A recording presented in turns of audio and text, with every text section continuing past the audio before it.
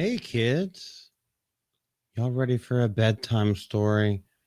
Today we're going to talk about the birds and the bees. We've got Taylor Swift. Now, I have not read this story before, but I can imagine that it can only get extremely lascivious. And if I'm telling you about the birds and the bees, then your vocabulary is expanding. So you will understand what I'm saying. Oh, look at that. What is this secret thing that was hidden in there? This is a note from the girl who bought me this book. That's your mama. Don't worry, I'm not showing her name. So let's start it out with our girl Tay Tay. Taylor Allison Swift with one L, just like my gal pal. Already a good sign. Was born on December 13th, 1989, which is your dad's favorite album from her, in West Reading, Pennsylvania. So she's a fucking Yank. That explains a lot of her political opinions. Her parents named her after James Taylor, a famous musician who has died. But look at why the hell.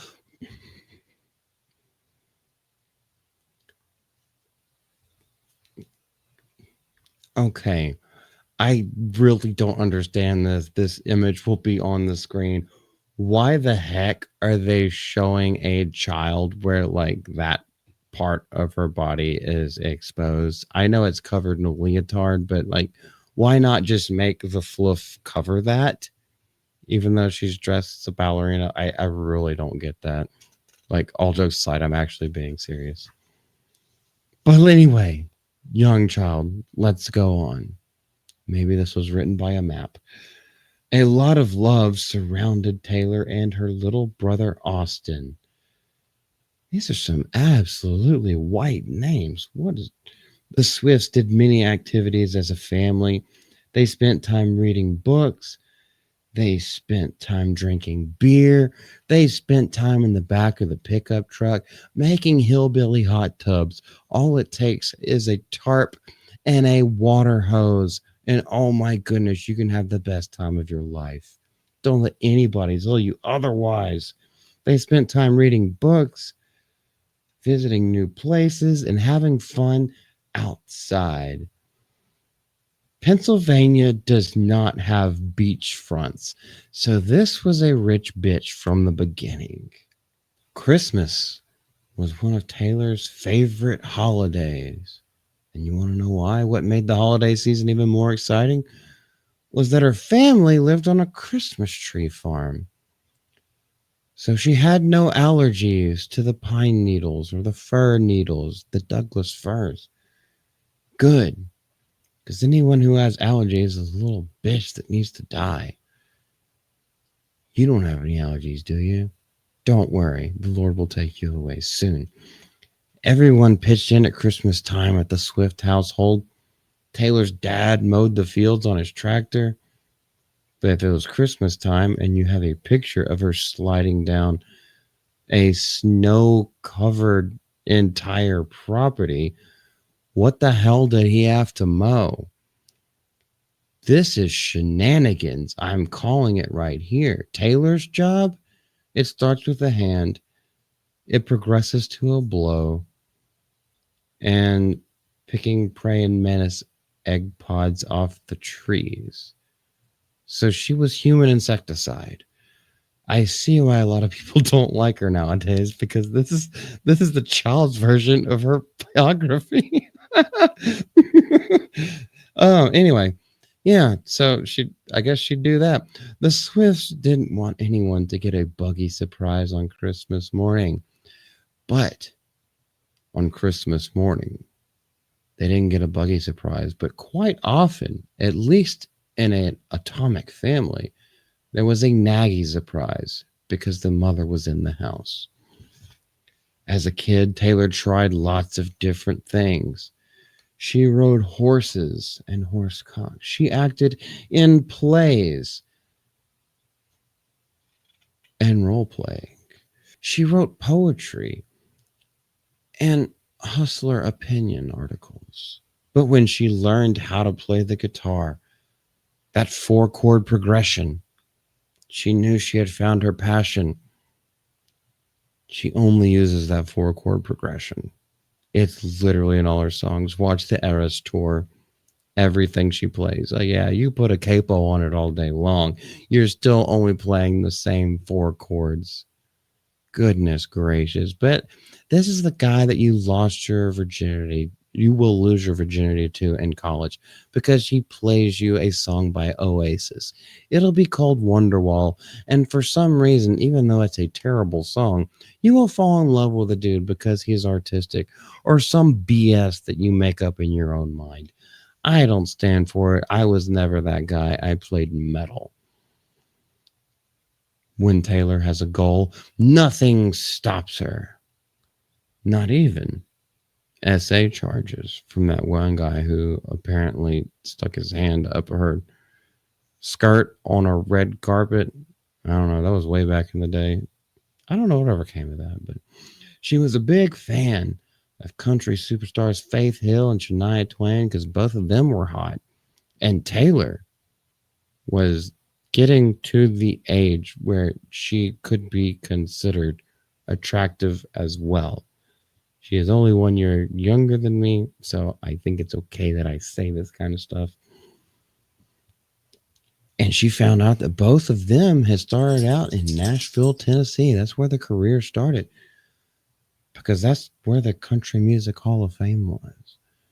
And she wanted to sing with a twang because she was so busy picking the praying mantis eggs off of the leaves from the trees that she couldn't get a proper education. She was also spending so much time traveling at the beach that jet lag started kicking in, so she couldn't keep up with her studies. So basically, what they're saying is she was a dumb fuck, but she could sing and she could play 4 chords. And that's all it takes for modern pop music.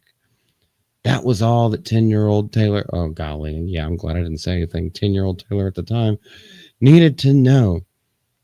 She asked her parents to take her to Nashville. She asked them every day for how long. And finally, when she was 11, oh, so she asked them 365 times or more. It happened. So she was a coddled little cunt. Her mom took Taylor and Austin there for spring break. They drove up and down Music Row, which is the place in Nashville where country music recording studios and businesses, all kinds of them. Also rap studios, because the hood's got to eat. While Taylor's mom and brother waited in the car, Taylor ran into the offices of various record labels and handed out CDs she'd made of her music. She had that kind of technology at the age of 11 to make CDs. Things are starting to come together. When you're born with a silver spoon in your mouth, apparently you can do no wrong and you will later become a billionaire. I'm starting to understand it all right now.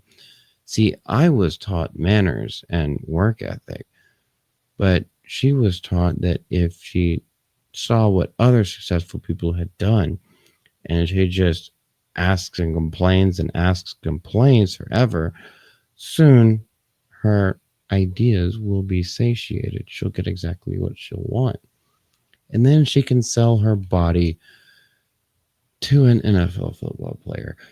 Taylor performed anywhere that would have her, including fairs, festivals, and ball games. Hey, there's nothing wrong with that if that's all that she did. But sometimes following dreams means doing things other people don't understand, like meeting Harvey Weinstein. Girls at school were mean to her. Why? Because she had just hit puberty. And like it or not, them hips don't lie. Her classmates thought it was weird to like country music so much. I highly doubt that. They were in Nashville, but although if they were in Pennsylvania, probably the only kind of music they really liked was like Eddie Vedder, Pearl Jam stuff, or, like I said, whatever music you hear in your head when you're messed out of your mind. That's the Pennsylvania way. But this made Taylor sad because she had a passion and because other people didn't believe in her. She didn't believe enough in herself to keep her own spirits up, because women are codependent, especially when it comes to their feelings. It didn't stop her from doing what she loved, because at this point, her parents had spent so much money that they were like, nah, bitch, you drug us here.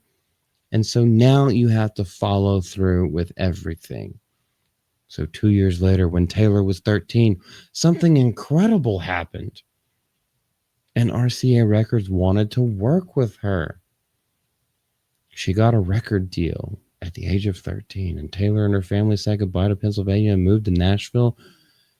And her dream of being a country music star was about to come true, with a lot of post production and no more creativity.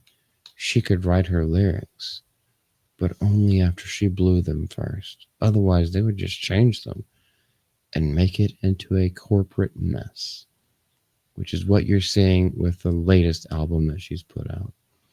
For Taylor, though, writing songs was just as important as singing them. Oh, so yeah, writing them, that's the one thing that she kept control on. Because she was young, the record company wanted her to sing other people's stuff.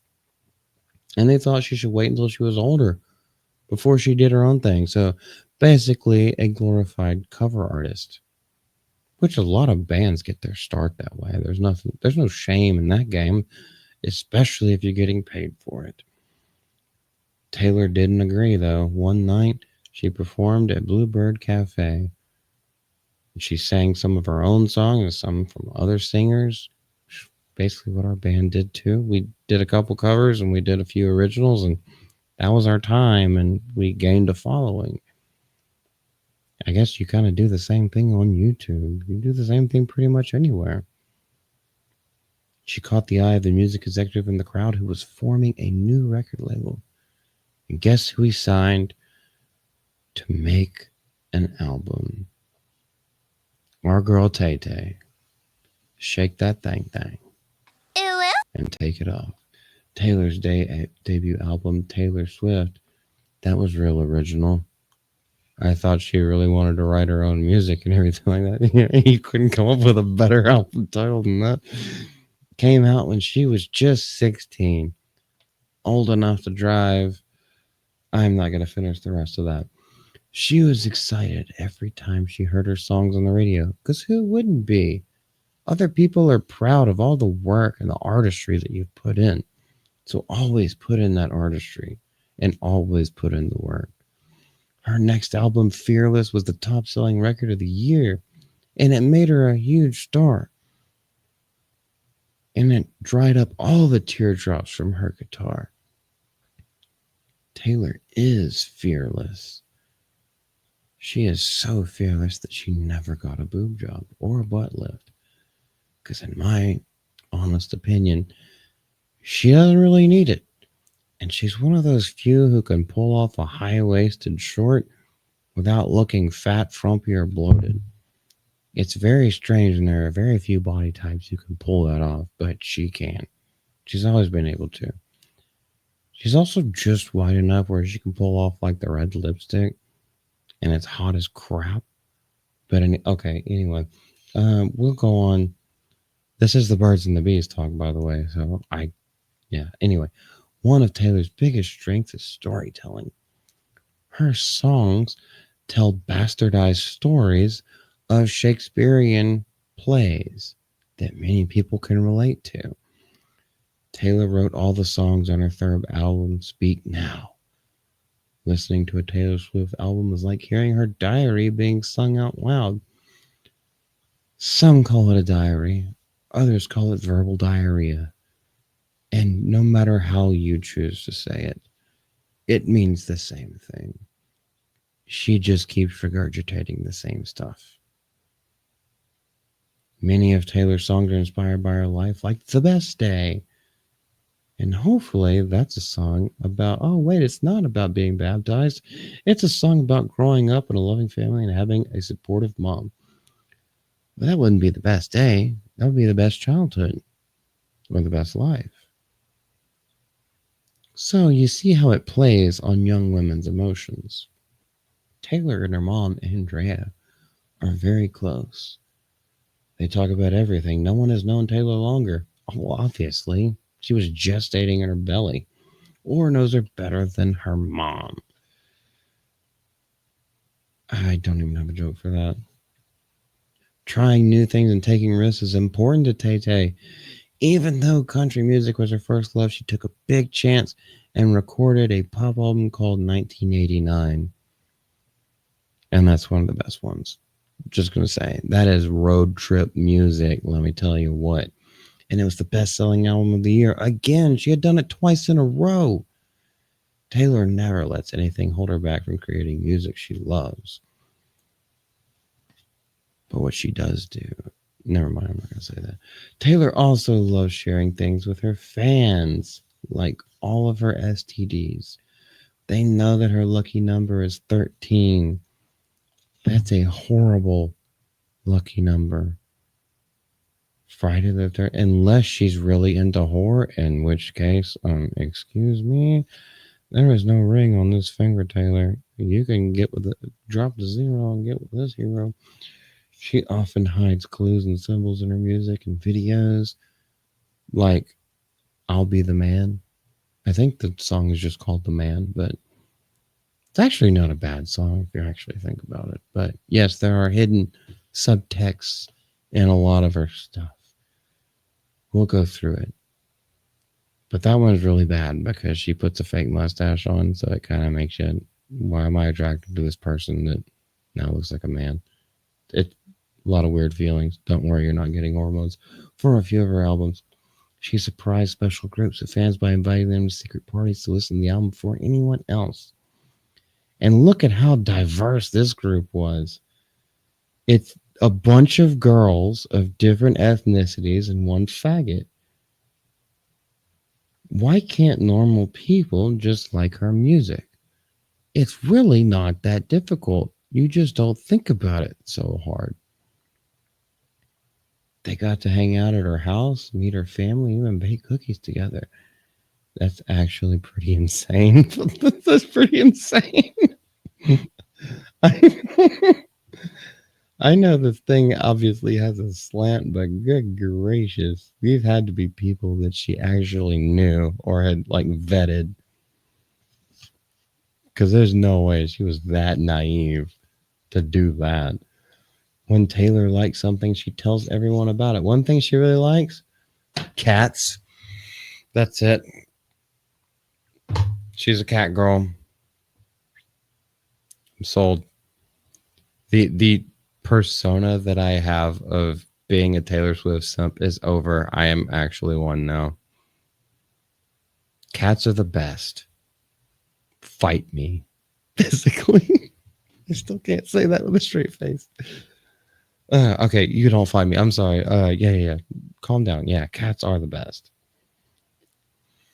Taylor has a big reputation for speaking out against racial injustice and for encouraging people to vote. Probably racial injustice because Kanye, that crazy ass black dude, interrupted her whenever she got a Grammy Award for, what was it, Best Music Video or Beyonce? And then now Kanye's completely off the rails. Oh no. Encouraging people to vote. I mean, you should vote, but only if you know what the hell you're saying, what you're talking about, and what issues you're voting upon. Otherwise, you can abstain.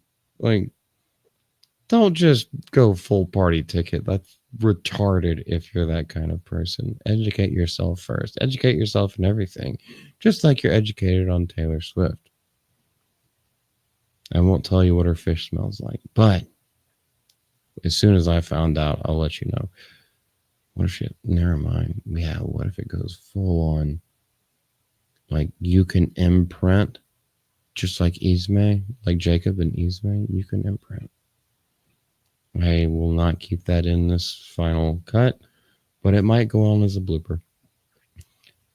She's got a big reputation for speaking out about things, which is not always good because sometimes you need to shut your fucking whore mouth because you just look like a trout.